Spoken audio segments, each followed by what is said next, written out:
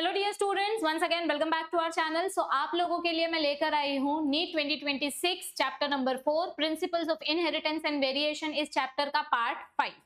आज के सेशन में हम मेजर फोकस करने वाले हैं लिंकेज और रिकॉम्बिनेशन वाले टॉपिक पे। लास्ट टाइम हमने जो देखा कि कैसे सेक्स लिंकेज और रिकॉम्बिनेशन के बारे में थॉमस हंट मॉर्गन सर ने एक्सपेरिमेंट किया था, उसी एक्सपेरिमेंट को आज हम डिटेल में पढ़ने वाले हैं। लेकिन लेक्चर स्टार्ट करने से पहले मैंने आपको लास्ट टाइम कुछ एमसीक्यूज होमवर्क में दिए थे, थोड़े डिफिकल्ट लेवल के एमसीक्यूज थे, तो उनको पहले हम सॉल्व कर लेते हैं और फिर हम अपना लिंकेज और रिकॉम्बिनेशन वाला टॉपिक स्टार्ट करेंगे। तो मैंने आपको लास्ट टाइम 4 एमसीक्यूज होमवर्क में दिए थे, ठीक है। पहला एमसीक्यू क्या दिया था वो पढ़ते हैं। What is the probability of green seeds in F2 generation while performing the dihybrid cross in Pisum sativum। आपको क्या बोला गया है कि आप F2 जनरेशन निकाल रहे हो। F2 जनरेशन मतलब क्या होता है? F1 जनरेशन का सेल्फिंग करना। और जब मैं F1 जनरेशन का सेल्फिंग करूंगी, समझो मैंने येलो और राउंड सीड लिया है, इसका मैं सेल्फिंग कर रही हूँ, तो मुझे टोटल 16 ऑफस्प्रिंग्स मिलेंगे। कितने बच्चे मिलेंगे मुझे? टोटल 16 ऑफस्प्रिंग्स मिलेंगे। अब मुझे पूछा क्या गया है कि इनमें से कितने ऑफस्प्रिंग्स ग्रीन कलर के होंगे। तो ये चीज आपको याद होनी चाहिए कि कल जब हमने अपने लास्ट लेक्चर में पढ़ा था कि हमारे मेंडल जब डाई हाइब्रिड क्रॉस करते हैं सर, तो राउंड वर्सेस रिंकल्ड का रेशियो क्या आया था? 3:1। और येलो वर्सेस ग्रीन का रेशियो क्या आया था? 3:1। यानी कि अगर मेरे पास 16 ऑफस्प्रिंग्स हैं तो 16 में से 1/4 ऑफस्प्रिंग ग्रीन है और बाकी मेजर कंटेंट येलो है। 12 सीड्स आर येलो। ये देखो, ये 12 सीड्स येलो हैं और 4 सीड्स ग्रीन हैं, बराबर। तो 16 में से 4 ग्रीन सीड्स हैं। I have 4 green seeds from total 16 offsprings. तो अब चेक करो, यहां पर आपको 4/16 ऐसा कुछ आंसर दिया गया है क्या? मुझे नहीं दिखाई दे रहा है। Can you see?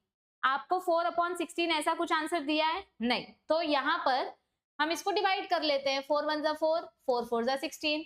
तो अब आंसर क्या आ गया? 1/4। ये हमें दिया है।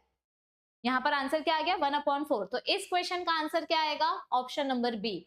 आपको इस क्वेश्चन में ना कंफ्यूज करने के लिए अननेसेसरी डेटा भी दिया गया है।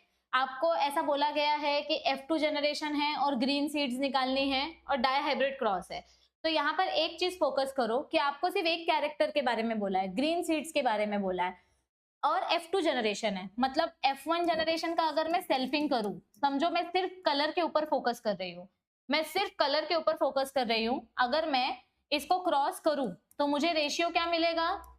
येलो सीड ग्रीन, ये भी येलो मिलेगी, ये वाली भी येलो मिलेगी और ये वाली सीड ग्रीन मिलेगी। मतलब अगर मैं इसको सिर्फ एक कैरेक्टर को क्रॉस करूं तो भी मुझे 4 में से एक ही ऑफस्प्रिंग जो है वो ग्रीन कलर का कैरेक्टर दिखा रहा है। तो आप एक कैरेक्टर का F2 निकाल के भी कर सकते हो, या अगर आपको डाई हाइब्रिड क्रॉस याद हो तो आप उसके कैलकुलेशन से भी आप कैलकुलेट कर सकते हो। आंसर सेम आने वाला है। तो ये वाला एमसीक्यू सबको समझ में आया? पक्का? आगे बढ़े, चलो नेक्स्ट एमसीक्यू देखते हैं। अब नेक्स्ट एमसीक्यू देखते हैं। मैंने नेक्स्ट एमसीक्यू आपको होमवर्क दिया था। What is the percentage probability of getting offsprings with first recessive and rest heterozygous traits from F2 generation of dihybrid cross. हमें डेटा क्या क्या दिया गया है, हम पहले वो लिख लेते हैं। हमें बोला है कि ये डाई हाइब्रिड क्रॉस है, मतलब यहाँ पर 2 कैरेक्टर्स होंगे। तो एक ये कैरेक्टर हो गया, एक ये कैरेक्टर हो गया, ठीक है। और इसको हम क्या कर रहे हैं? टेस्ट क्रॉस कर रहे हैं। अब टेस्ट क्रॉस के बारे में हमें एक चीज पता है। What is test cross? F1 into recessive parent. जब हम अपने फर्स्ट जनरेशन को रिसेसिव पेरेंट के साथ क्रॉस करते हैं तो इसको हम टेस्ट क्रॉस बोलते हैं, ठीक है।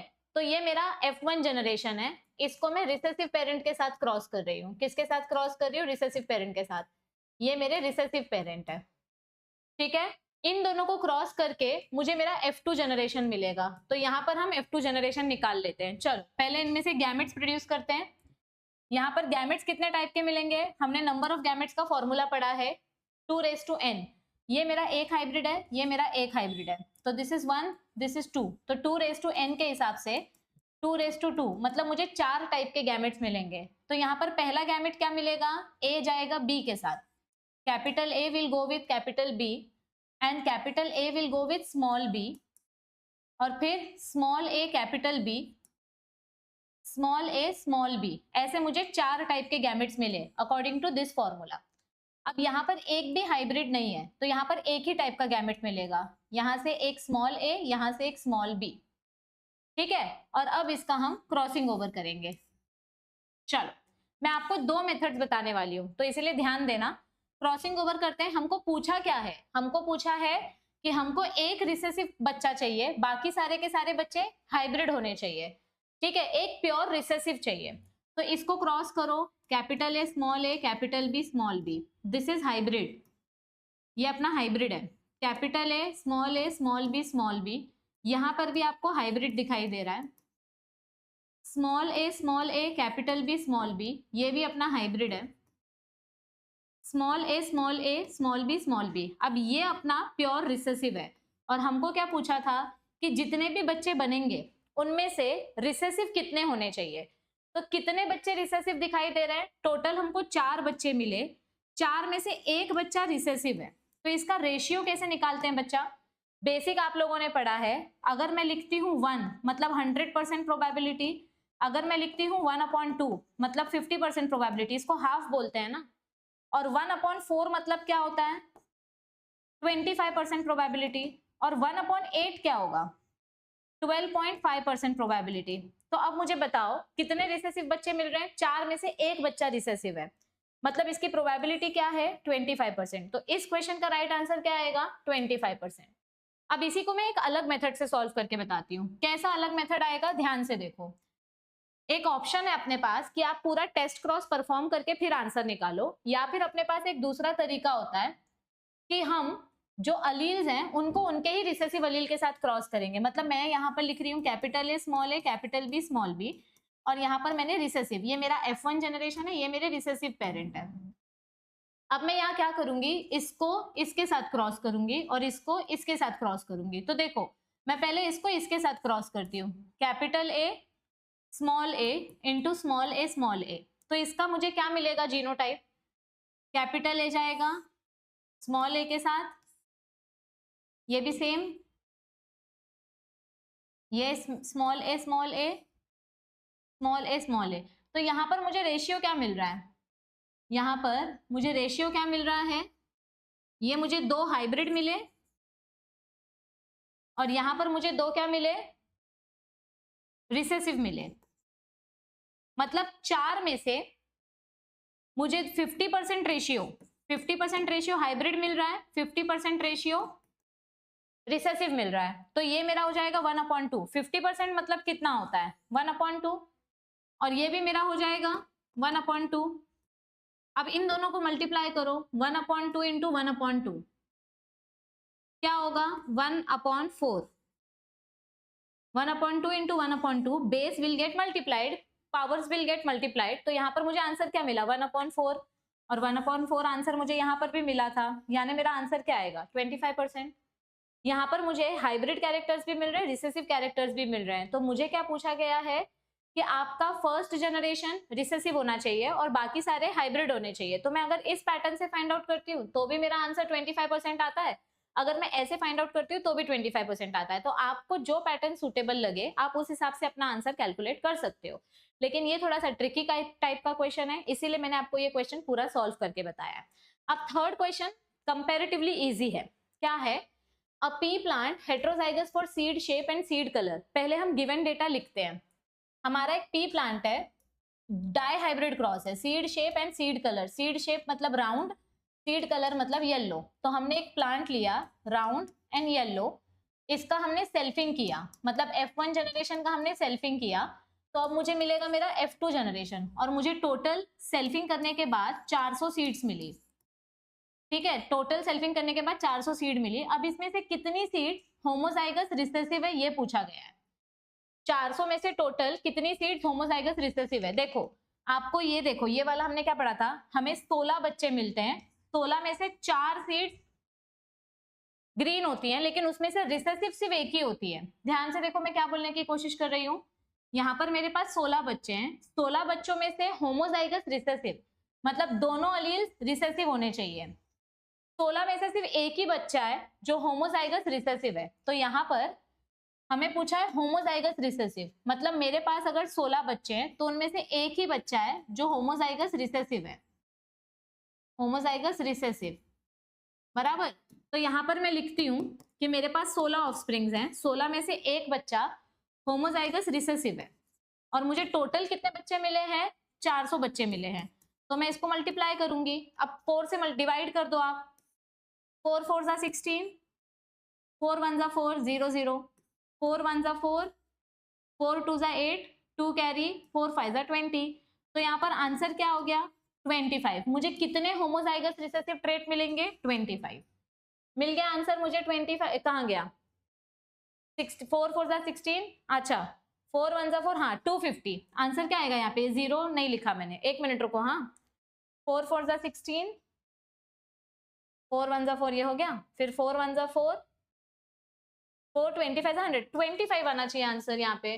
The number of seeds with both homozygous recessive, the answer should be what, यहाँ पर आंसर क्या आना चाहिए अपना, 25 आना चाहिए। एक सेकंड रुको, मैंने कुछ यहाँ पे गड़बड़ किया, हाँ ये 0 यहाँ पे गलती से आया है, ये 0 नहीं आना चाहिए, ऑप्शन में एरर है, यहाँ पे 0 नहीं आना चाहिए, ये मैंने ऑप्शन गलत टाइप किया है।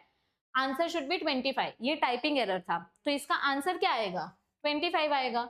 यानी कि होमोजाइगस रिसेसिव कितने बच्चे हैं, 25 बच्चे, क्योंकि डाई हाइब्रिड क्रॉस बोला है।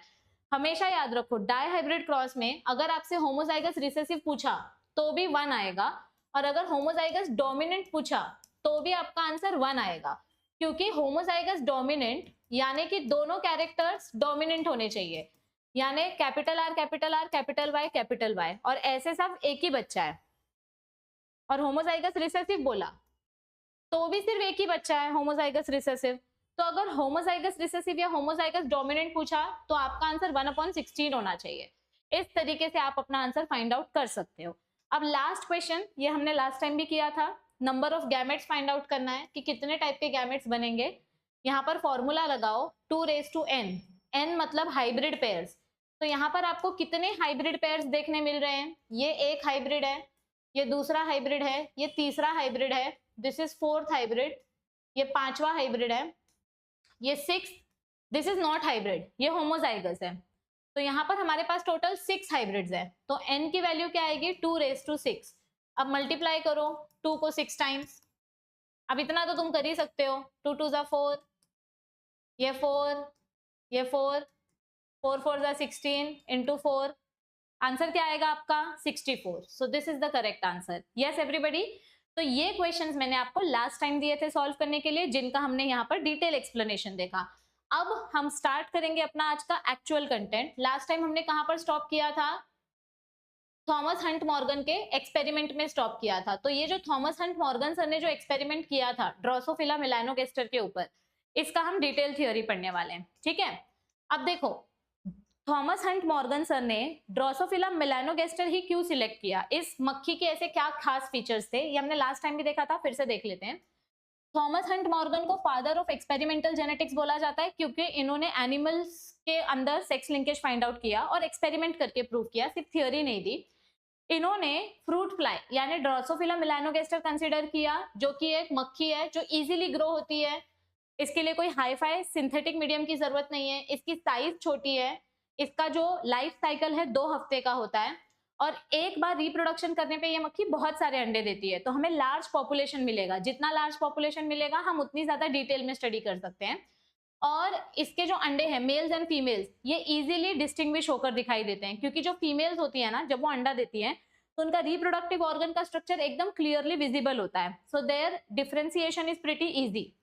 और smaller number of morphologically distinct chromosomes, मतलब क्या बोला गया है कि ये जो मक्खी है, इस मक्खी में टोटल 8 क्रोमोसोम्स हैं, यानी अगर मैं पेयर्स में इसको काउंट करूं तो मुझे इस मक्खी में 4 पेयर क्रोमोसोम्स दिखाई देंगे। और इनके जो सेक्स क्रोमोसोम्स हैं, उनमें क्लियर डिफरेंस दिखाई देता है।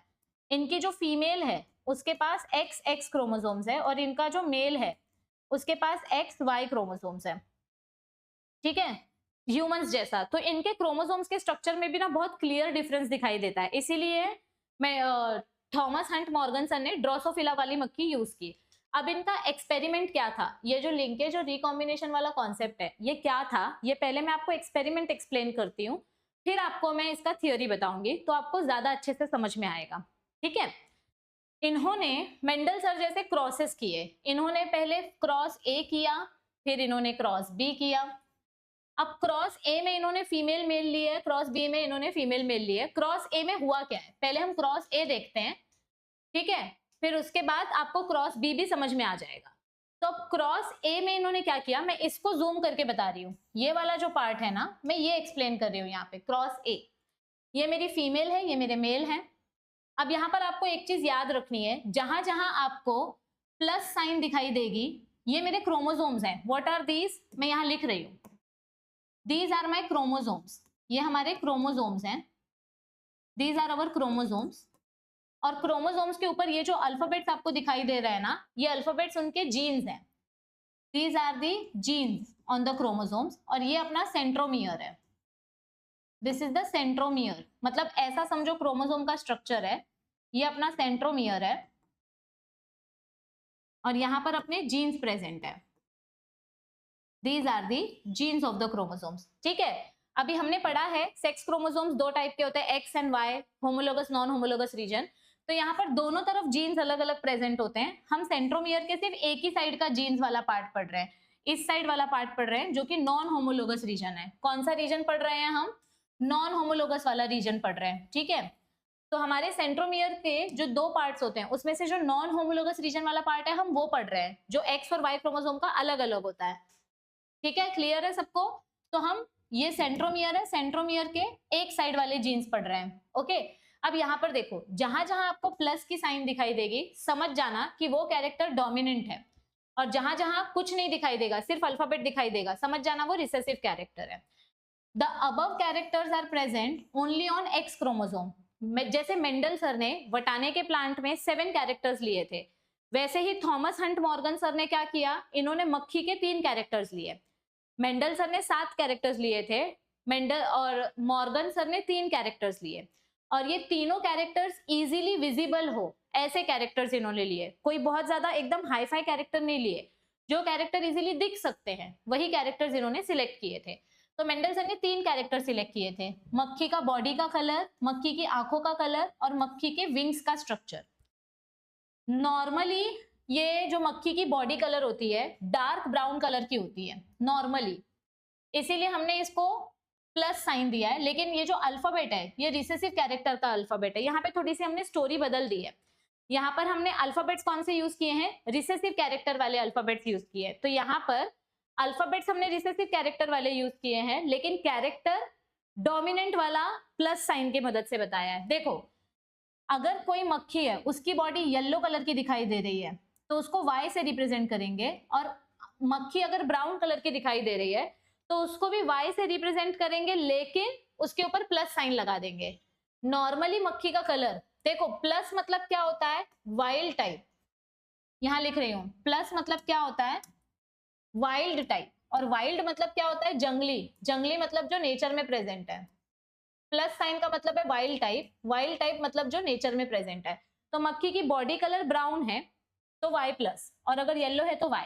मक्खी की आंखों का कलर नॉर्मली रेड होता है, और वैसे देखा जाए, अगर म्यूटेशन करके देखा जाए, रिसेसिव मतलब ये म्यूटेशन है, तो फिर उसका मक्खी का कलर व्हाइट कलर का दिखाई देगा। रिसेसिव कैरेक्टर है व्हाइट, इसीलिए मैंने W अल्फाबेट लिया है, और डोमिनेंट कैरेक्टर बताने के लिए उसके ऊपर प्लस लगा दिया। मक्खी के विंग्स के स्ट्रक्चर की अगर मैं बात करूं, तो अगर समझो ये मेरी मक्खी है, इसके विंग्स ऐसे छोटे छोटे हैं, तो ये मिनीएचर विंग्स हो गए। और अगर इस मक्खी के विंग्स प्रॉपर बड़े बड़े हैं, तो ये नॉर्मल विंग्स हैं। तो प्लस की मदद से मैं बता रही हूँ कि ये नॉर्मल विंग्स हैं। यहां तक सबको क्लियर है हमने क्या क्या कैरेक्टरिस्टिक्स ली हैं? यस, मेंडल सर ने क्या क्या कैरेक्टरिस्टिक्स बताई हैं, यहां तक सबको सब कुछ क्लियर है? बताओ फटाफट। ठीक है, मेंडल सर ने नहीं, मॉर्गन सर ने।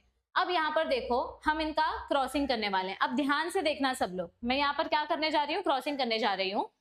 ये मेरा फीमेल है और ये मेरा मेल है, ठीक है, ये मेरे फीमेल है, ये मेरे मेल है। यहाँ पर हम येलो बॉडी व्हाइट आईज को नेचुरल मक्खी के साथ क्रॉस कर रहे हैं।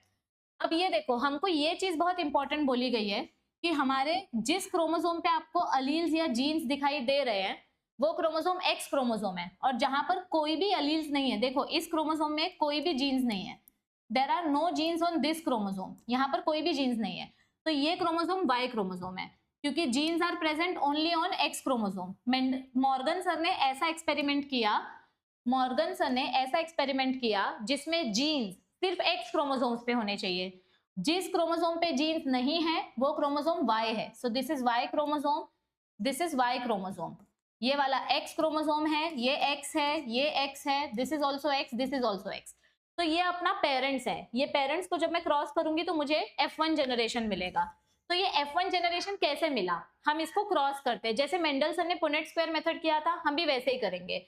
ये देखो, ये मेरा एक्स क्रोमोसोम है, तो इस एक्स क्रोमोसोम के ऊपर 2 जीन्स हैं। तो यहां पर मैं लिखती हूँ एक्स क्रोमोसोम के ऊपर 2 जीन्स हैं, एक है एक्स डब्ल्यू, एक है एक्स वाई और दूसरा है एक्स डब्ल्यू।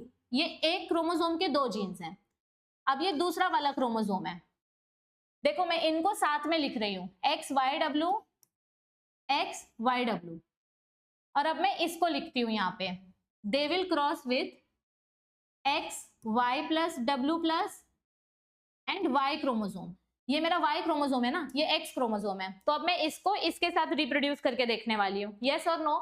अब अगर आप ध्यान से देखो तो ये जो 2 क्रोमोसोम्स हैं ये आपको होमोजाइगस दिखाई दे रहे होंगे, मतलब दोनों एक्स क्रोमोसोम है और दोनों के अलील्स भी सेम है। सो ऐसे क्रोमोसोम्स को बोलते हैं homozygous, when same type of alleles are present on the chromosome. तो मैम इसको हेटेरोजाइगस बोलेंगे क्या? नहीं। क्या आप इन क्रोमोसोम्स को हेटेरोजाइगस बोल सकते हो? नहीं, इनको हम हेटेरोजाइगस नहीं बोल सकते। क्यों नहीं बोल सकते? क्योंकि हेटेरोजाइगस मतलब क्या होता है कि अगर समझो मेरे पास कोई ऐसा क्रोमोसोम होता जिसके ऊपर यहाँ पर एक्स वाई है और यहाँ पर X Y plus W plus है, तो ये क्रोमोसोम सेम है लेकिन अलील्स की वैरायटी अलग है, तो मैं इसको हेटेरोजाइगस बोल देती। लेकिन यहाँ पर मेरा ये क्रोमोसोम ही अलग है, क्रोमोसोम ही सेम नहीं है। यहाँ पर सिर्फ एक ही एक्स क्रोमोसोम है, दूसरा क्रोमोसोम ही अलग है। हेटेरोजाइगस मतलब क्या होता है? अलील की वैरायटी। यहाँ तो क्रोमोसोम ही बदल गया, तो हम इसको हेटेरोजाइगस नहीं बोल सकते। तो मैम इसको फिर हम क्या बोलेंगे? ऐसे टाइप के क्रोमोसोम को हम बोलते हैं हेमीजाइगस, यानी हाफ क्रोमोसोम एक्स है और हाफ क्रोमोसोम वाई है। अब हम इनका क्रॉसिंग ओवर करने वाले हैं। ये मेरा गैमेट बनेगा, ये मेरे गैमेट्स बनेंगे, तो इनका क्रॉसिंग ओवर करते हैं पनेट स्क्वायर मेथड से। यहाँ पे मैं लिखती हूँ ये मेरी फीमेल है, ये मेरे मेल है, ठीक है। सॉरी, हाँ, यहाँ पे फीमेल बना देती हूँ या यहाँ पे मेल नीचे फीमेल बना देती हूँ, कुछ फर्क नहीं पड़ता। यहाँ पे मेल, यहाँ पे फीमेल, ठीक है। ओके, देखो पहले हम मेल वाले गैमेट्स लिखते हैं। मेल वाले गैमेट्स क्या हैं? रेड मार्कर से लिख देती हूँ। मेल वाले गैमेट्स क्या हैं? एक्स। ये देखो मेल वाले गैमेट्स क्या हैं? एक क्रोमोसोम पे Y plus W plus, Y plus W plus, तो वाई प्लस डब्ल्यू प्लस। और दूसरा गैमेट कौन सा है? वाई। ये मेरे हो गए मेल वाले गैमेट्स। अब मैं यहाँ पे लिख रही हूँ फीमेल वाले गैमेट्स। पहला गैमेट कौन सा है? X Y W, X Y W, ठीक है। क्लियर है यहाँ तक? चलो इनका क्रॉसिंग ओवर करते हैं। ओके, अब मैं इनको क्रॉस ओवर करती हूँ, तो मुझे यहाँ पे ऑफस्प्रिंग क्या देखने मिलेंगे? ये इसके साथ जाएगा X Y W, X Y plus W plus. अब ये इसके साथ जाएगा X Y W, X Y plus W plus. ये दोनों सेम दिखाई दे रहे हैं, बराबर। अब ये इसके साथ जाएगा X Y W Y, X Y W Y. तो देखो ये दोनों सेम हैं और ये दोनों सेम हैं, मतलब मुझे 1:1 का रेशियो मिल रहा है। क्या मिल रहा है मुझे यहाँ पे? 1:1 का रेशियो मिल रहा है। तो ये जो 4 बच्चे मुझे मिले हैं, देखो आपको ये चारों क्रोमोसोम्स मिले हैं कि नहीं मिले हैं? यहाँ पर ध्यान से देखो, एक एक्स क्रोमोसोम पे वाई डब्ल्यू है और उसके पार्टनर पे वाई प्लस डब्ल्यू प्लस है। ये देखो, ये देखो, ये वाला कॉलम, एक पे वाई डब्ल्यू है और दूसरे पार्टनर पे वाई प्लस डब्ल्यू प्लस है, बराबर। ये हो गया मेरा एक ऑफस्प्रिंग। Yes everybody. अब ये देखो, ये वाला देखो, एक के पास वाई डब्ल्यू है और दूसरा क्रोमोसोम वाई है, तो ये हो गया मेरा दूसरा ऑफस्प्रिंग। अब अगर आप ध्यान से देखो तो यही ऑफस्प्रिंग तो हमने पेरेंट्स में लिए थे। ये देखो, ये मुझे एज इट इज पेरेंट्स के ऑफस्प्रिंग मिले और ये वाला भी पेरेंट्स में से ही मिला ना। ये वाला कॉम्बिनेशन भी पेरेंट्स से आया है, वाई डब्ल्यू वाला, और वाई प्लस डब्ल्यू प्लस वाला भी पेरेंट्स से आया है। तो यहाँ पे नया कैरेक्टर कुछ बना ही नहीं, there are no new characters, मुझे पूरा का पूरा पेरेंट्स के ही कैरेक्टर्स देखने मिल रहे हैं। तो ये मेरा F1 जनरेशन है। अब हम इसका F2 जनरेशन कैलकुलेट करेंगे। अब F2 जनरेशन में हमको क्या करना पड़ेगा, इन दोनों को आपस में क्रॉस करना पड़ेगा। इनको आपस में क्रॉस नहीं कर सकते, इसको और इसको आपस में क्रॉस करना पड़ेगा। तो अब F2 जनरेशन में this will cross with this, तो इसका जीनोटाइप लिखते हैं। इसका जीनोटाइप क्या आएगा, मैं यहीं पर बाजू बाजू में लिख देती हूँ। देखो मैं इनको ना यहाँ पर बाजू बाजू में लिखती हूँ। इसका जीनोटाइप क्या आएगा, एक्स क्रोमोसोम के ऊपर वाई डब्ल्यू। इसका जीनोटाइप आएगा एक्स क्रोमोसोम के ऊपर वाई प्लस डब्ल्यू प्लस। इसका जीनोटाइप क्या आएगा, एक्स क्रोमोसोम पर वाई डब्ल्यू। मैं बार बार एक्स क्रोमोसोम क्यों लिख रही हूँ, क्योंकि मेंडल मॉर्गन सर ने जो अलील्स लिए वो अलील सिर्फ एक्स क्रोमोसोम पे प्रेजेंट थे। और इसका जीनोटाइप क्या आएगा, this is only Y chromosome. तो अब मैं इनका आपस में क्रॉसिंग ओवर करने वाली हूँ। ठीक है, यहाँ पर मैं F2 जनरेशन निकालने वाली हूँ। तो now these will cross with these. यहां तक सबको क्लियर है, पक्का? चलो इसका क्रॉसिंग ओवर निकालते हैं। आगे का क्रॉस करते हैं, F2 जनरेशन निकालते हैं। ठीक है, F2 जनरेशन निकालने के लिए हम क्या करने वाले हैं, इनको आपस में क्रॉस करने वाले हैं। तो मैं यहाँ पर लिख देती हूँ, पहला अपना आएगा एक्स वाई डब्ल्यू, और ये दूसरा क्रोमोसोम क्या है, X Y plus W plus. इसको हम क्रॉस करेंगे इन दोनों के साथ, एक्स वाई डब्ल्यू, और ये क्या है अपना वाई क्रोमोसोम। तो इसका पुनेट स्क्वायर मेथड बनाओ। चलो पनेट बनाते हैं। ये गैमेट यहाँ पर आ जाएगा एक्स वाई डब्ल्यू, ये वाला गैमेट यहाँ आ जाएगा X Y plus W plus. ठीक है, ओके। अब ये वाला यहाँ आएगा एक्स वाई डब्ल्यू, और ये वाला यहाँ आएगा वाई। ओके, अब इसके ऑफस्प्रिंग्स लिखते हैं। ठीक है, चलो तब यहाँ पर पहला ऑफस्प्रिंग क्या मिलेगा हमको, X Y W X Y W, और यहाँ क्या मिलेगा X Y plus W plus X Y W. यहाँ पर क्या मिलेगा X Y W Y X Y plus W plus Y. अब चेक करो आपको ये जो F2 जनरेशन मिला है, ये ऑफस्प्रिंग्स कहाँ कहाँ दिखाई दे रहे हैं। ध्यान से देखो, हमको टोटल F2 जनरेशन में 8 बच्चे मिलते हैं। बच्चा नंबर 1, बच्चा नंबर 2, 3, 4, 5, 6, 7, 8। अब चेक करो कि ये जीनोटाइप आपको कहाँ दिखाई दे रहा है। ध्यान से देखो, 2 एक्स क्रोमोसोम्स हैं और दोनों के पास वाई डब्ल्यू वाला अलील है। तो ये जो बच्चा दिखाई दे रहा है ये मुझे यहां पर दिखाई दे रहा है। This offspring is visible over here. दोनों एक्स क्रोमोसोम्स हैं और दोनों के पास वाई डब्ल्यू वाला अलील है। तो ये बच्चा मिल गया मुझे, मैंने इसको हटा दिया। नेक्स्ट, अब ये देखो एक्स वाई डब्ल्यू और वाई, मतलब वाई डब्ल्यू और वाई क्रोमोसोम। तो ये वाला बच्चा भी मिल गया मुझे, मैंने इसको भी कट कर दिया। अब ये वाला देखो y plus W plus Y W, दोनों एक्स क्रोमोसोम्स हैं। एक के पास वाइल्ड टाइप अलील्स है, एक के पास नॉर्मल अलील्स है। ठीक है, सो म्यूटेंट अलील्स है। तो ये मेरा हो गया थर्ड कॉलम, ये जो हो गया ये हो गया मेरा थर्ड। और यहाँ पर देखो एक्स क्रोमोसोम वाई क्रोमोसोम, तो बचा क्या, ये मेरा एक्स क्रोमोसोम, ये मेरा वाई क्रोमोसोम। तो ये 4 बच्चे जो मुझे मिले हैं, ये जो 4 ऑफस्प्रिंग्स मुझे मिले हैं, ये 4 ऑफस्प्रिंग कहां से मिले, जब मैंने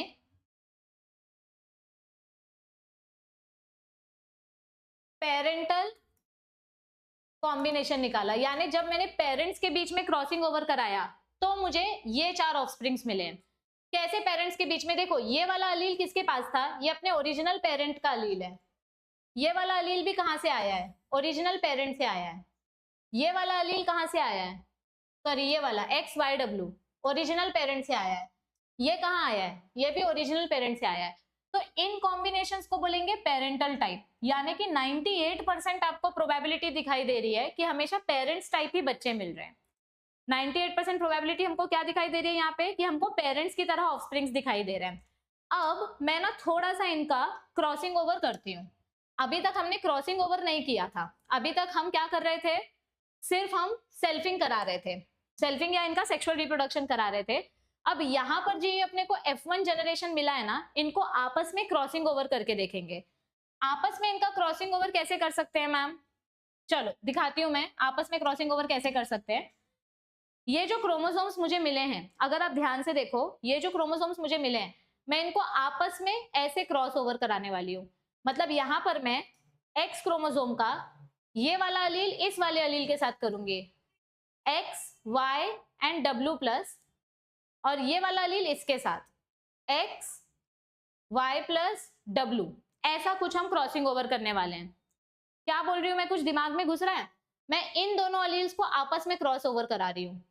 अब यहाँ पे क्या होगा, वाई क्रोमोसोम के पास तो कोई अलील ही नहीं है, इसीलिए ये क्रोमोसोम है एक्स वाई डब्ल्यू और ये क्रोमोसोम है वाई, तो ये as it is cross over होंगे। तो देखो अब नीचे करती हूं मैं, अब हम ये वाला इन दोनों के साथ क्रॉस ओवर करेंगे, तो मैं ये लिखती हूँ, देखो ये लिख रही हूं मैं वाई डब्ल्यू प्लस, ये लिख रही हूं मैं Y W plus, I am trying to do recombination. तो मैं यहाँ पर लिखती हूँ एक्स वाई डब्ल्यू प्लस, ठीक है, और यहां पर लिखती हूं X Y plus W,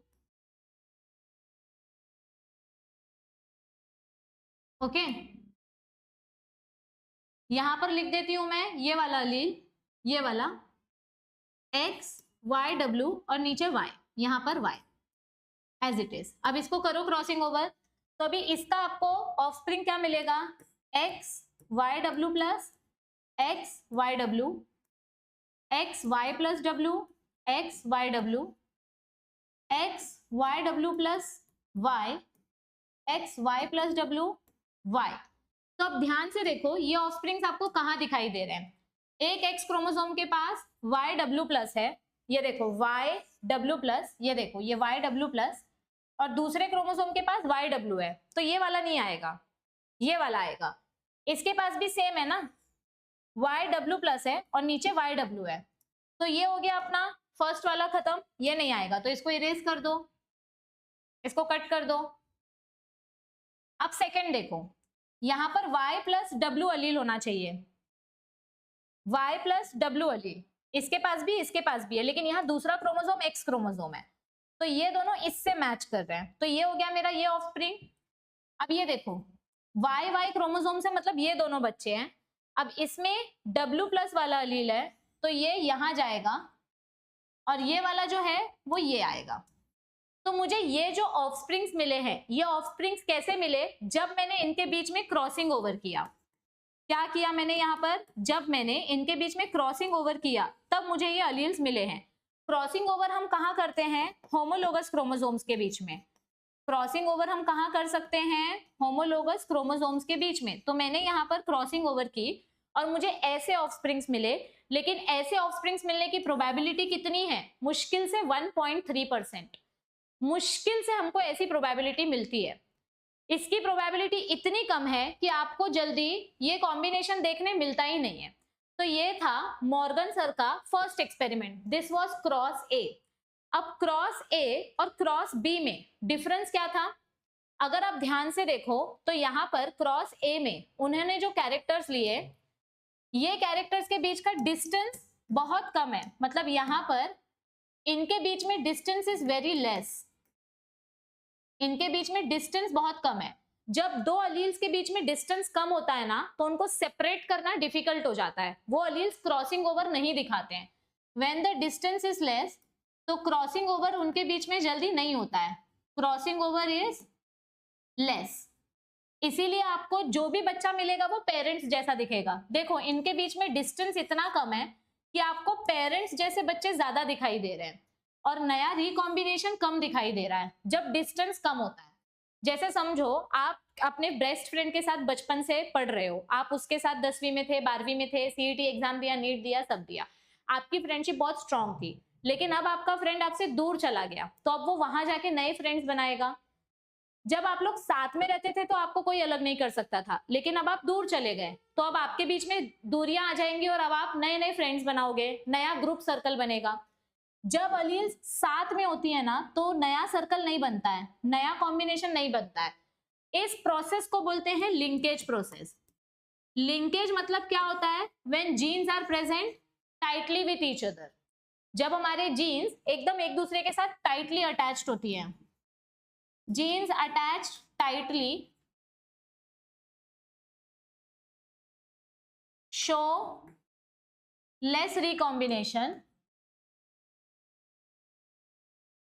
and more parent type generation, parents जैसे ऑफस्प्रिंग ज्यादा देखने मिलते हैं, रिकॉम्बिनेशन कम देखने मिलता है, तो इसको बोलते हैं हम लिंकेज वाला कॉन्सेप्ट। इसको हम क्या बोलते हैं? लिंकेज वाला concept.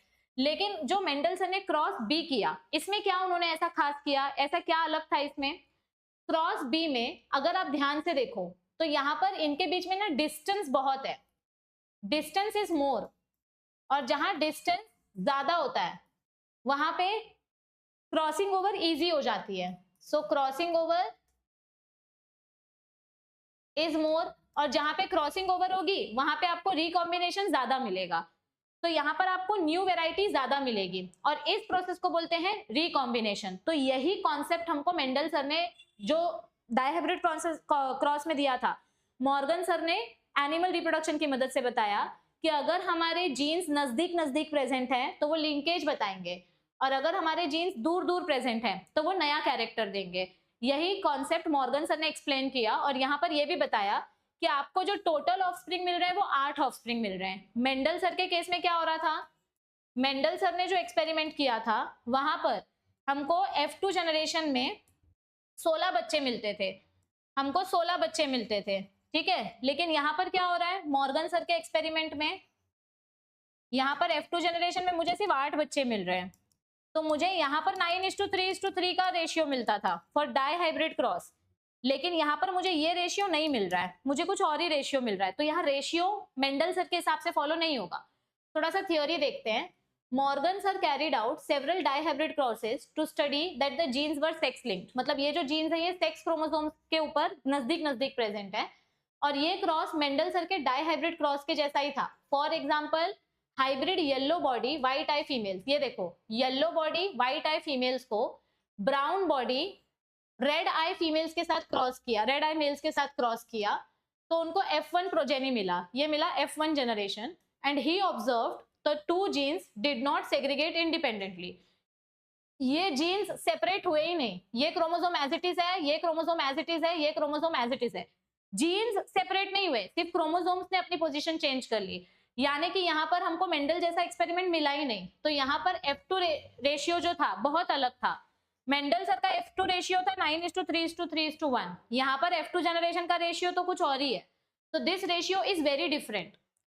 Morgan and his group knew that genes were located on the X chromosomes, ये जितने भी जीन्स हैं ये X क्रोमोसोम पे हैं, Y क्रोमोसोम पे जीन्स नहीं है। जो कैरेक्टर मॉर्गन सर स्टडी कर रहे हैं वो कैरेक्टर Y क्रोमोसोम पे नहीं है।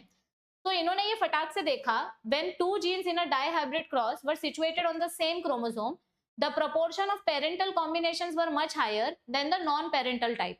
ये देखो जब ये जीन्स नजदीक नजदीक प्रेजेंट है तो पेरेंटल कॉम्बिनेशन ज्यादा मिल रहा है और रिकॉम्बिनेशन कम मिल रहा है, और मॉर्गन ने इस कॉन्सेप्ट को बोला लिंकेज कॉन्सेप्ट। यानी जब जीन्स के बीच में डिस्टेंस कम होता है, to describe the physical association of genes on a chromosome, उन्होंने हमको टर्म दिया लिंकेज। और जब जीन्स के बीच में डिस्टेंस ज्यादा होता है तो उन्होंने टर्म दिया रिकॉम्बिनेशन। रिकॉम्बिनेशन मतलब न्यू कैरेक्टर्स। पेरेंटल टाइप मतलब लिंकेज, पेरेंटल टाइप हमको लिंकेज कॉन्सेप्ट की वजह से मिलता है, और न्यू कैरेक्टर्स रिकॉम्बिनेशन की वजह से मिलता है। Morgan and his group also found that when genes are grouped on the same chromosome, some genes are very tightly linked. ये लाइन बहुत इंपॉर्टेंट है। लिंकेज कॉन्सेप्ट मतलब क्या होता है? जब हमारे जीन्स एक दूसरे से नजदीक नजदीक प्रेजेंट होते हैं तो उनमें कॉम्बिनेशन कम देखने मिलता है। when genes are very close to each other, when genes are very close to each other, तो उनमें रिकॉम्बिनेशन बहुत कम होगा, recombination will be very less, while others were loosely linked, और जहां पे डिस्टेंस ज्यादा होगा वहां पे रिकॉम्बिनेशन ज्यादा होगा। डिस्टेंस कम रिकॉम्बिनेशन कम, डिस्टेंस ज्यादा रिकॉम्बिनेशन ज्यादा। आप अपने फ्रेंड्स के साथ रहोगे तो वो दूसरा फ्रेंड नहीं बनाएगा, जब आप लोग दूर दूर हो जाओगे तो आपका नया फ्रेंड सर्कल बनेगा। आप लोग दूर दूर हो गए तो नया फ्रेंड सर्कल बना, आप लोग हमेशा साथ साथ में रहते हो इसीलिए नया फ्रेंड सर्कल नहीं बनता है। So, for example, he found that genes white and yellow were very tight linked and showed only 1.3% recombination. ये white और yellow वाले जीन्स इतने नजदीक हैं कि इनमें से 1.3% रिकॉम्बिनेशन देखने मिल रहा है, लेकिन white और miniature wings का जो कॉम्बिनेशन है 37% रिकॉम्बिनेशन दिखा रहा है। His student Alfred Sturtevant used the frequency of recombination between gene pairs on the same chromosome as a measure of the distance between genes and mapped the position on the chromosome. तो इनके student ने ये study आगे continue की और exactly chromosome पे कौन से जीन का पोजीशन कहां पर है वो हमको बताया, और इसी कॉन्सेप्ट के बेसिस पे ह्यूमन जीनोम प्रोजेक्ट टिका हुआ है। तो आज जो भी जेनेटिक मैप्स हमको देखने मिलते हैं, these genetic maps are extensively used as a starting point in sequencing of whole genome, as it was done in the case of human genome sequencing project, which is described later in this chapter. Human genome project में हमने क्या पढ़ा है, हमारे कौन से jeans tightly linked हैं और कौन से जीन्स लूजली अटैच्ड है। जो जीन्स लूज होंगे वो रिकॉम्बिनेशन करेंगे, जो जीन्स टाइट होंगे वो लिंकेज करेंगे। Distance linkage is inversely proportional to distance, मतलब जितना कम डिस्टेंस होगा उतना ज्यादा लिंकेज होगा। डिस्टेंस कम है तो लिंकेज होगा, और अगर डिस्टेंस ज्यादा है तो रिकॉम्बिनेशन होगा। अगर लिंकेज प्रोसेस हो रहा है तो रिकॉम्बिनेशन प्रोसेस नहीं होगा। Linkage is inversely proportional to recombination. देखो ना यहाँ पे, यहाँ लिंकेज दिखाई दे रहा है इसीलिए रिकॉम्बिनेशन नहीं हो रहा है। लिंकेज होगा तो रिकॉम्बिनेशन नहीं होगा, वैरायटी कम मिलेगी। तो ये थोड़ा सा कंफ्यूजिंग कॉन्सेप्ट है, लेकिन आप 2-3 बार देखोगे तो मुझे यकीन है आपको अच्छे से समझ जाएगा। कुछ क्वेश्चंस मैं आज भी लेकर आई हूँ। 2024 का नीट का क्वेश्चन है, this is your homework number 1, this is your homework number 2। Okay, ये भी बहुत सिंपल है, आपको सिर्फ मैच करना है रेशियोज को। And this is your homework number 3। ये 3 क्वेश्चंस आपको सॉल्व करके नीचे कमेंट करना है। अगर आपको ये सॉल्व नहीं हो पा रहे हैं तो नीचे कमेंट करो, नेक्स्ट लेक्चर में मैं इन क्वेश्चंस के आंसर आपके साथ सॉल्व करूंगी। अगर आपको आज का टॉपिक समझ में आया है, आपको ये टॉपिक्स इंटरेस्टिंग लग रहे हैं, तो इस वीडियो को ज्यादा से ज्यादा अपने फ्रेंड्स के साथ शेयर करो, चैनल को सब्सक्राइब करो, वीडियो को लाइक करो, ताकि मुझे पता चले कि आप लोग लेक्चर्स देख रहे हो और आपको टॉपिक समझ में आ रहे हैं, और मैं आपके लिए नीट 2026 की सीरीज कंटिन्यू रख सकूं। So I will see you all very soon, till then bye bye everybody, take care.